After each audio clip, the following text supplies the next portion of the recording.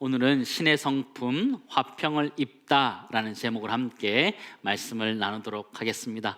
오늘 화평이란 말 대신에 평화, 평강, 샬롬이란 말을 써도 같은 의미다라는 것들 생각하시고 들으셨으면 좋겠고, 이 화평이란 이야기를 할 때 우리가 먼저 전쟁에 대한 이야기로부터 시작되어야 된다는 것을 우리 기억하셨으면 좋겠습니다. 우리 인류의 역사를 생각할 때 인류의 역사를 전쟁의 역사다, 그렇게 볼 수 있습니다. 우리나라의 역사도 보면 참 전쟁의 역사다라고 볼 수 있습니다. 중국과 일본 사이에 끼어서 참 어려운 시절을 보냈던 것이 우리의 역사입니다. 말이 좋아서 지정학적으로 중요한 위치다라고 말하지만 전쟁의 완충지대였고 전쟁터였던 것이 우리나라였고 우리나라의 역사였습니다. 버나드로 몽고메리라는 사람이 전쟁의 역사라는 책을 썼는데요, 인류의 전쟁에 대해서 쭉 기술하고 있는데, 이 사람은 2차 세계대전에 직접 참전했던 사람이었습니다. 자신의 경험담을 통해서 그 인류의 역사에 그 전쟁 이야기들을 풀어가고 있었는데요, 인류를 괴롭히는 악의 근원을 일컬어지는 이 전쟁의 역사를 쭉 잘 기술하고 있는데, 특징이 있다면 인간적인 측면을 그가 강조하고 있다는 것입니다. 예를 들면 그런 것이죠. 전쟁터에서의 피로, 공포, 소름 끼치는 그런 상황들, 심한 결핍들, 부상, 죽음의 가능성이 있기 때문에 전쟁을 기록하는 역사들이 그것을 감안해서 전쟁을 기록해야 된다, 그렇게 이야기하고 있는 것이었습니다. 여러분, 전쟁은 왜 일어나는 것일까요? 전쟁이란 것은 문명의 소산이다, 이렇게 이야기하기도 하고요, 우리 인간의 본성적인 모습이다, 그렇게 표현해 주기도 합니다. 그러나 분명한 것은 그는 이렇게 얘기하는데, 합의를 도출하기 어려운 때, 다른 방법이 없을 때 항상 중재자 역할로서 전쟁이 등장한다, 이렇게 표현하고 있어요. 서로 합의가 되지 않을 때 전쟁이 일어난다는 것이죠. 해결 방법으로 일어난다는 것이죠. 저는 중재자 역할이라고 보기보다는 악역을 맡는 것이 아닌가, 그런 생각을 해보는 것이 바로 전쟁이라는 것입니다. 이 책에서 저자는 전쟁에 대한 이야기를 하고자 하는 것이 아니고 사실은 평화에 대한 이야기를 하고자 하는 것이 이 사람의 이야기였습니다. 이 사람이 쓴 글을 잠깐만 제가 좀 소개시켜 드리도록 하겠습니다. 진정한 군인은 타인을 적으로 삼지 않고 인간 내면의 야수를 적으로 삼는다. 한 군인으로서 나는 희망한다. 황금빛 노을이 지고 반목과 싸움을 잠재우는 소득 나팔 소리가 울리는 그날이 오기를, 또 이윽고 찬란한 태양이 솟아오르며 세계 온 나라의 친선과 평화를 깨우는 기상 나팔이 울리는 그 시대가 오기를, 이렇게 기록해 주고 있습니다. 평안을 바르고 있지만 현실적으로 전쟁이 있는 세상의 모습을 잘 보여주고 있는데요, 전쟁과 평화가 공존하고 있는 우리 시대의 모습을 잘 보여주고 있습니다. 근데 그 모습이 우리 인생의 모습과도 참 비슷하다라는 생각을 해보게 됩니다. 우리도 항상 평안하기를 원하고 샬롬하기를 원하고 화평하기를 원하지만, 때로는 전쟁이 일어나고 반목이 일어나는 것이 우리 인생의 모습이고, 우리 마음 안에서도 수많은 전쟁들이 일어나고 있는 것들을 우리는 발견할 수 있습니다. 우리 모두는 사실 전쟁보다는 평화를 원하는 것이 우리의 마음이고 성경의 가르침이죠. 디모데전서 2장 1, 2절 말씀 보시기 바랍니다. 기도를 하는데요, 그러므로 내가 첫째로 권하노니 모든 사람을 위하여 간구와 기도와 도구와 감사를 하되 임금들과 높은 지위에 있는 모든 사람을 위하여 하라. 이는 우리가 모든 경공과 단정함으로 고요하고 평안한 생활을 하려 함이라.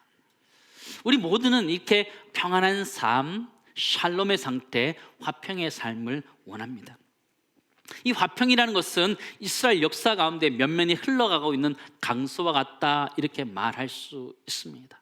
이스라엘 사람들은 만날 때 그들이 인사하는데 샬롬이라고 이렇게 인사합니다. 샬롬의 뜻이 무엇일까요? 샬롬이라는 것은요, 평화, 평강, 평안을 의미하는 말로서 인사의 하나라, 이렇게 볼 수 있습니다.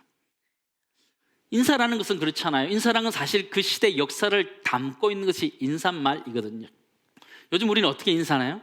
안녕하세요, 반갑습니다, 이렇게 인사하는데, 예전에 우리 어르신들은 다르게 인사했어요. 기억나십니까? 식사하셨습니까? 이렇게 물어봤습니다. 그 이유가 무엇이었나요? 유해 전쟁을 치르면서 일제시대를 지내면서 배고팠던 그 시절이 있었기 때문에 서로의 안부를 물을 때 식사하셨습니까? 이렇게 물어봤던 것이죠. 이스라엘 백성들 가운데 그들이 샬롬이라고 인사했던 것은 그들 가운데 수많은 전쟁 가운데 있었던 상황이었기 때문에 그들은 샬롬이라고 인사했던 것이다, 우리는 알 수 있습니다. 구약 성경에서부터 신약 성경 초대교회까지 모두 다 샬롬, 에이레네 이렇게 인사하고 있습니다. 사무엘상 25장 5절 6절 말씀 보시기 바랍니다. 다윗이 이에 소년 10명을 보내며 그 소년들에게 이르되 너희는 갈멜로 올라가 나발에게 이르러 내 이름으로 그에게 문안하고 6절 함께 읽습니다. 그 부하게 사는 자에게 이르기를 너는 평강하라, 내 집도 평강하라, 내 수의 모든 것도로 평강하라, 그렇게 얘기하는 거죠. 샬롬을 얘기하는 거예요. 사람에게 평강하라 얘기하고 너희 집안도 평강하라, 너희 소물도 평강하라 이렇게 축복하면 이 축복을 받은 사람은 자신의 것을 가지고 또 그 사람에게 또 대접하면서 샬롬을 서로 나누는 것이다 라는 것들을 성경 기록해 주고 있습니다. 이 샬롬이란 말을 헬라어로는 에이레네다 이렇게 표현할 수 있는데 이 말의 뜻은 평화의 여신이다, 평화다 이렇게 볼 수 있습니다. 신약 성경에도 그것들이 기록되어져 있는데요, 누가복음 10장에 보면 예수님께서 70인 전도단을 파송하면서 그들에게 이렇게 이야기합니다. 누가복음 10장 말씀입니다. 어느 집에 들어가든지 먼저 말하되 이 집이 평안할지어다 하라. 만일 평안을 받을 사람이 거기 있으면 너희의 평안이 그에 머물 것이요 그렇지 않으면 너희에게로 돌아오리라, 그렇게 얘기하는 거죠. 평안을 빌라 이렇게 하는 거죠. 구약 시대에도 신약 시대에도 계속적으로 샬롬, 에이레네, 평강, 화평을 빌고 있는 이스라엘 백성들의 모습을 볼 수 있지요. 사도 바울도 자신의 서신서를 쓰면서 이 평강을 그들에게 기원하고 있는 것을 우리는 볼 수 있어요. 서신서의 초들을 보면 대부분 다 이렇게 기록되어져 있습니다. 고린도전서 후서 말씀 보시기 바랍니다. 우리 하나님 우리 아버지와 주 예수 그리스도로부터 은혜와 평강이 있기를 원한다 이렇게 기록하고 있어요. 또 에베소서, 빌립보서, 빌레몬서 말씀도 보면 하나님 우리 아버지와 주 예수 그리스도로부터 은혜와 평강이 너에게 있을지어다 이렇게 고백하면서 평강이란 것이 이스라엘 역사의 면면이 흘러가고 있는 그들의 굉장히 중요한 가치라는 것을 우리는 발견하게 돼요. 예수님께서 이 땅에 오셨을 때에 제자들에게, 사람들에게 산상수훈을 가르치면서 이 화평에 대한 것을 정확하게 정의해 주신 것을 보게 돼요. 마태복음 5장 9절 말씀 보시기 바랍니다. 같이 읽습니다. 화평하게 하는 자는 복이 있나니 하나님의 아들이라 일컬음을 받을 것임이라 라고죠.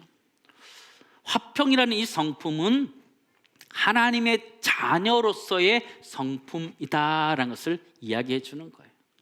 그냥 아무나 가지는 것이 아니라 하나님의 자녀로서 당연히 가져야 되는 하나님의 자녀로서의 성품이다. 화목해 하는 것을 했을 때 진짜로 하나님의 자녀다운 모습이다 이렇게 우리들에게 가르쳐 주는 것이죠. 좀 쉬운 말로 하면요, 제가 이렇게 바꿔봤어요. 우리 그리스도인들은 평화 유지군이다 이렇게 표현해 봤어요. 한번 따라하겠습니다. 그리스도인들은 평화 유지군이다. 여러분 어떠십니까? 평화 유지군으로 쓰임받고 계십니까? 아니면 전쟁을 하는 사람으로 쓰임받으십니까? 우리 그리스도인들은 평화 유지군으로 쓰임받을 수 있기를 간절히 소망합니다.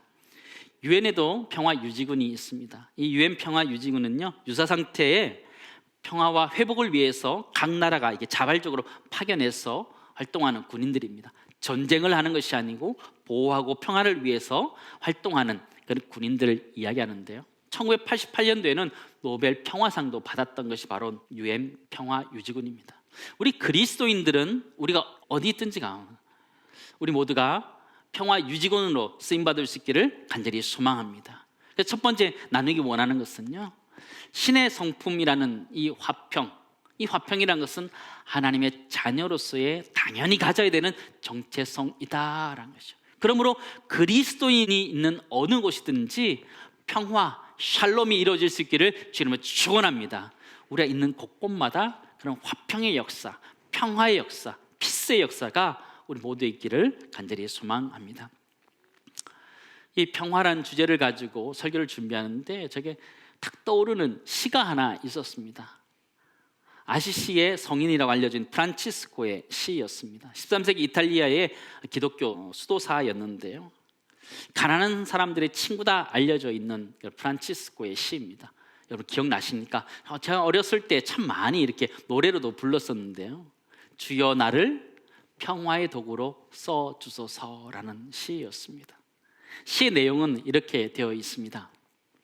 미움이 있는 곳에 사랑을, 다툼이 있는 곳에 용서를, 분열이 있는 곳에 하나됨을, 잘못이 있는 곳에 진리를, 의심이 있는 곳에 믿음을, 절망이 있는 곳에 희망을, 어둠이 있는 곳에 빛을, 슬픔이 있는 곳에 기쁨을 심게 하소서. 위로받기보다는 위로하며, 이해받기보다는 이해하며, 사랑받기보다는 사랑하게 하소서. 우리는 줌으로써 받고, 용서함으로써 용서받으며, 자기를 버림으로써 영원한 생명을 얻기 때문입니다 라는 시였습니다. 진정한 평화의 도구로 쓰임받기 원하는 이 시인의 모습을 우린 잘 볼 수 있죠. 우리 마음의 평화는 어떻게 얻을 수 있습니까? 이 수도사처럼 한적한 곳에서 있을 때 그것을 얻을 수 있습니다. 예수님도 분주하던 삶들을 정리하시고 한적한 곳에서 기도하면서 그의 평안을 유지하셨습니다. 제자들에게도 주님은 이렇게 이야기하셨습니다. 마가복음 6장 말씀 보시기 바랍니다. 이르시되 너희는 따로 한적한 곳에 가서 잠깐 쉬어라 하시니 이는 오고 가는 사람이 많아 음식 먹을 겨를도 없음이라. 우리 마음에 있는 평안이란 것은요, 한적한 곳에서, 조용한 곳에 가면 우리 마음속에 안정을 얻을 수 있고 평안을 누릴 수 있다, 이렇게 생각할 수 있습니다. 여러분 시간 내셔서 꼭 한번 그런 시간들을 좀 가져보시기 바랍니다. 내 마음이 너무 요동치고 있다, 힘들고 어렵다, 내 마음이 전쟁과 같은 그런 상황이다 그러면 잠깐 시간을 내어서 그런 한적한 곳에서 시간을 좀 보내보시기 바랍니다. 또 하나님 앞에 기도하는 그런 시간들 좀 가져보시면 여러분 마음속에 평강이 찾아올 수 있다는 것을 알게 됩니다. 근데 우리가 잊지 말아야 될 것이 있는데 그것이 무엇이냐면, 그냥 한적한 곳에 계속 있는다고 해서 샬롬이 계속 유지되는 것이 아니다라는 것이죠. 우리 인생이 나 혼자 평안히 사는 것이 우리 인생의 목적이 아니다라는 것을 우리는 알 필요가 있습니다. 우리 모두가 평안한 상태에서, 샬롬인 상태에서, 화평의 상태에서 살아가야 되지만 그것이 궁극적인 하나님의 목적이 아니다라는 것이죠. 하나님 우리를 이 땅에 두시는 이유는 이 땅의 소금과 빛으로서 그 사명을 감당하기 위해서 두셨다라는 것을 알아야 되는 것이죠.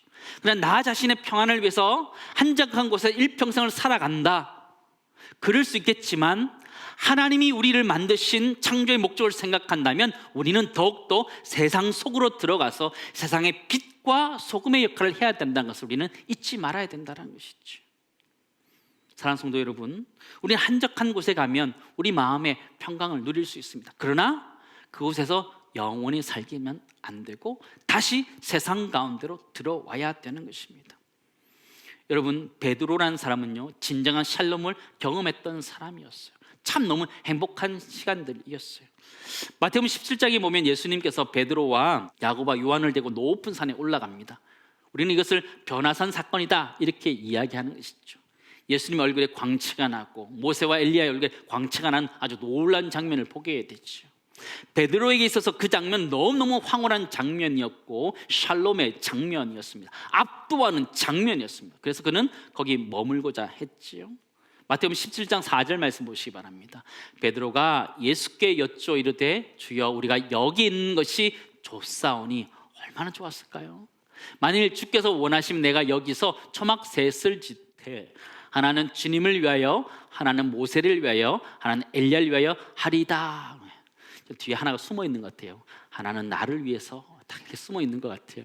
모세가, 그죠? 이 베드로가 얼마나 그곳에 머물고 싶었을까요? 샬롬이 임한 그곳에 머물고자 했죠. 그러나 주님은 내려가자라고 말씀하시면서 제자를 내려가고 있는 모습을 우리는 보여주고 있습니다. 화평이라는 것은 우리가 한적한 곳에 갔을 때, 분주한 것을 피했을 때 얻는다 생각하는데 꼭 그렇지 않습니다. 우리 마음속에 일어나는 수많은 이 풍랑 같은 것들, 전쟁 같은 것들을 우리는 한적한 곳에서도 경험하기 때문입니다. 그렇다면 우리가 정말 화평을 누릴 수 있는 비결이 무엇일까요? 화평이 왜 일어나는지, 또 화평한 것들이 왜 깨지는지를 우리는 알 필요가 있습니다. 여러분, 가장 이상적인 샬롬, 평화가 있었던 곳이라고 생각한다면 우리는 에덴 동산을 생각할 수 있습니다. 하나님 모든 만물을 창조하시고 하나님이 보시기에 좋았더라 그랬어요. 정말 샬롬 아니에요? 모든 평안이 이루어진 곳이지요. 모든 것 안에 샬롬이 이루어진 그 공간 안에서 그 샬롬이 깨진 사건이 일어나게 됩니다. 그것은 아담과 하와의 죄 때문이었다라는 것을 알게 되죠. 그들이 죄를 범하였을 때에 하나님과의 관계 속에 있었던 샬롬도 깨어져 버리고 부부간에 있었던 샬롬도 깨어지고 있음을 우리는 보게 되지요. 샬롬을 깨진 아담의 모습을 우리는 보게 됩니다. 창세기 3장 말씀 보시기 바랍니다. 여호와 하나님이 아담을 부르시며 그에게 이르시되 내가 어디 있느냐 이르되 내가 동산에서 하나님의 소리를 듣고 내가 벗었으므로 두려워하여 숨었나이다.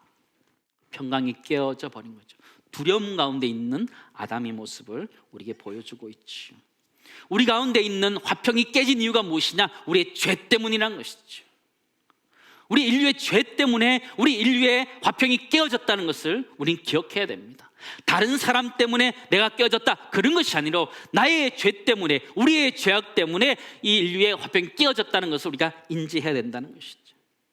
두 번째 나누기 원하는 것은요, 신의 성품이 화평이란 것은 우리의 죄악으로 말미암아 깨어졌다는 것을 우리는 알아야 됩니다. 그러므로 죄를 가지고는 평안할 수 없는 것이죠.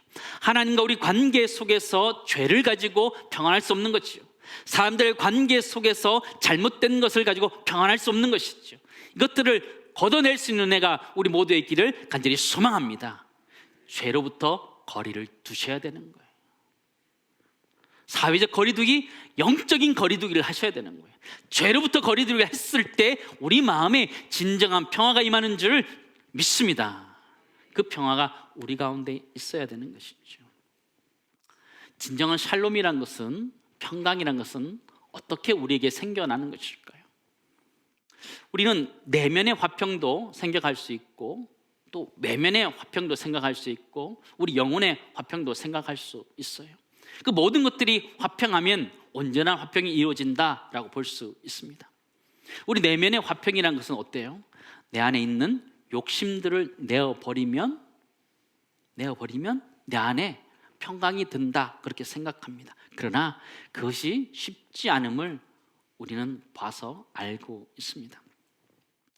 베스트셀러인 멈추면 비로소 보이는 것들을 쓴 해민 스님의 이야기를 우리는 잘 알고 있습니다. 무소유를 주장하는 불교의 가르침과 달리 그의 모습에 많은 사람들이 실망하면서 표현을 한 적이 있습니다. 무소유가 아니라 불소유다 이렇게 소유하면서 오명을 안고 수행에 들어간다고 하면서 사라진 사람이었습니다. 저는 이 스님에 대한 것들, 불교계에 대한 것들을 이야기하고자 하는 것이 아니라 우리 인간의 노력으로, 수행으로 내면의 화평이 유지되지 않는다라는 것이죠. 욕심이 사라지지 않는다라는 것이죠. 참 그것이 쉽지 않은 것을 이 사건을 통해서 우리는 보게 되죠. 그렇다면 외면의 화평은 어떻게, 밖으로의 화평은 어때요? 한적한 곳에, 시끄러운 것이 없는 곳에 가면 차분해지는 것이 사실입니다. 그러나 거기서 계속 살 수는 없는 것이, 왜냐하면 하나님이 우리에게 주신 사명을 생각하면 거기에 계속 살 수 없는 것이죠. 때로는 우리가 자연인처럼 살고 싶다 이런 생각을 가지는 분들도 있습니다. 그러나 그것이 역시 한계를 가지고 있는 것을 우리는 보게 돼요. 여러분, TV 프로그램 중에 나는 자연인이다 라는 프로그램 여러분 아시지요? 간혹 남자분들이 굉장히 좋아하시면서 보는 장면들을 보게 되는데요, 참 마음 아픈 사건들이 참 많이 있었습니다. 건강을 잃어서 자연으로 들어가고, 또 재물을 다 잃어서 들어가기도 하고, 관계를 다 깨져서 들어가는 그들의 이야기들이 있는데요, 각자의 사연도 있고 이유도 다 있지요. 그러나 그들은 그곳에서 샬롬을 누리고 있다라고 하지만 사실 그렇지 않음을 우리는 잘 알고 있습니다. 그곳에서 나올 수 없는 그들의 아픈 부분들, 상처의 부분들을 볼 때 우리의 마음이 참 힘들다는 것들을 경험하게 되죠. 우리는 우리 외적인 평안을 위해서 한적한 곳에 잠시 갈 수 있지만 하나님이 우리에게 주신 사명을 생각하면 그곳에 계속 머물 수 없는 거예요. 우리의 회복을 위해서 잠시 있을 수 있지만 우리는 다시 세상으로 나아와야 돼요. 왜냐하면 우리는 세상의 빛과 소금으로 부름받았기 때문이에요. 그렇다면 우리들에게 있는 진짜 화평이라는 것, 우리 영혼의 화평이라는 것은 어떻게 임하는 것이고 언제 임하는 것일까요? 성경을 자세히 살펴보면 하나님 우리들에게 이미 화평을 주셨다 이렇게 말씀해 주고 있어요. 여러분 가지고 계십니까? 하나님이 이미 우리들에게 화평을 주셨다 말씀하셨어요. 여러분 마음속에 있어요. 근데 우리가 자꾸 잊어버리고 살아가는 거예요. 누가복음 2장 14절 말씀 보시기 바랍니다. 지극히 높은 곳에서는 하나님께 영광이요 땅에서는 하나님이 기뻐하신 사람들 중에 무엇이로다? 평화로다 하니라. 무슨 얘기예요? 예수 그리스도가 이 땅에 태어나신 것이 사람들 중에 평화로다라는 것이죠. 예수 그리스도를 나의 주인으로 구원자로 모신 사람들에게 있어서 우리 모두는 이미 화평을 누린 자다라는 것을 성경 우리들에게 가르쳐주고 있어요. 예수 그리스도가 우리를 위해서 죽어주심으로 인하여 죄의 문제가 해결되어서 하나님과 우리 간에 샬롬이 이루어지고 또 우리 이웃과의 샬롬이 이루어지는 것, 그 진정한 샬롬 화평이다 성경은 이야기해주고 있다는 것이죠. 사랑하는 성도 여러분, 하나님과의 진정한 화평이 이루어지지 않는 한 절대로 화평은 있을 수 없는 것입니다. 우리 먼저 우리의 죄악들을 내어버리고 십자가 앞에 죄를 내어놓음으로 인해서 우리 모두가 하나님과 관계 속에서 샬롬을 누릴 수 있기를 주님을 축원합니다. 거기서 화평이 시작되는 것입니다. 하나님이 우리를 책망하지 않는데 누가 우리를 뭐라고 할 수 있습니까? 화평은 거기서부터 시작되는 것인데 우리 그리스도인으로서 그 화평을 누릴 수 있기를 간절히 소망합니다. 사도 바울은 우리에게 명확하게 이렇게 이야기해주고 있어요. 에베소서 2장 말씀 보시기 바랍니다. 좀 긴 구절이지만 우리 중요한 구절인데 우리 함께 읽도록 하겠습니다. 그는 우리의 화평이신지라 둘로 하나를 만드사 원수된 것 곧 중간에 막힌 담을 자기 육체로 허시고 법조문으로 된 계명의 율법을 폐하셨으니 이는 이 둘로 자기 안에서 한 세 사람을 지어 화평하게 하시고 또 십자가로 이 둘을 한 몸으로 하나님과 화목하게 하려 하심이라. 원수된 것을 십자가로 소멸하시고 또 오셔서 먼 데 있는 너에게 평안을 전하시고 가까운 데 있는 자들에게 평안을 전하셨으니 이는 그로 말미암아 우리들이 한 성령 안에서 아버지께 나아감을 얻게 하려 하심이라. 아멘. 예수 그리스도가 우리의 화평이시다라고 고백하고 있고 그가 원수된 것 막힌 담을 허셨다 말씀하고 있어요. 예수 그리스도가 우리를 새 사람으로 화목하게 하셨고 하나님과 우리를 화목하게 하셨다. 그 십자가로 인하여 우리를 하나님과 화목하게 하셨다라고 말씀하셨는데 그 화평과 샬롬이 우리 모두에게 임하였음을 믿습니다. 우린 이미 화평을 가진 자들이에요. 예수 그리스도의 십자가로 인해서 구원받은 우리 모두는 이미 화평을 받은 자랑을 기억하면서 그 화평을 누리면서 살아갈 수 있는 내가 우리 모두에 있기를 간절히 소망합니다.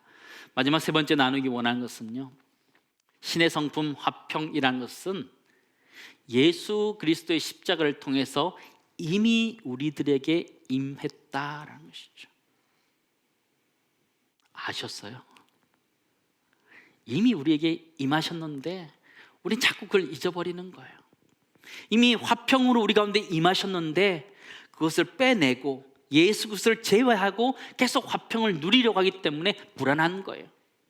예수 그리스도를 빼고 돈으로, 예수 그리스도를 빼고 성공으로, 예수 그리스도를 빼고 대박으로, 그렇기 때문에 우리 마음속에 계속 불안해하는 것이죠. 화평이 없는 것이죠.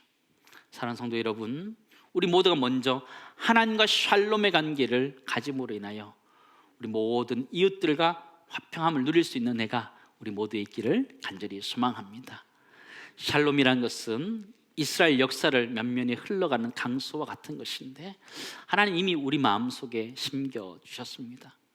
우리 마음속에서부터 예수 그리스도가 주시는 그 샬롬이 우리 마음속에 있음을 기억하며 그 평강을 유지하며 살아갈 수 있는 은혜가 우리 모두에 있기를 간절히 소망합니다. 우리는 평화 유지군입니다. 우리 함께 이사야 53장 5절 말씀 보시도록 하겠습니다. 그가 찔림은 우리의 허물 때문이요 그가 상함은 우리의 죄악 때문이라. 그가 징계를 받음으로 우리는 평화를 누리고 그가 채찍에 맞음으로 우리는 나음을 받았도다 고백하고 있죠. 우리에게 있는 평화 함께 누릴 수 있는 애가 우리 모두 있기를 간절히 소망합니다.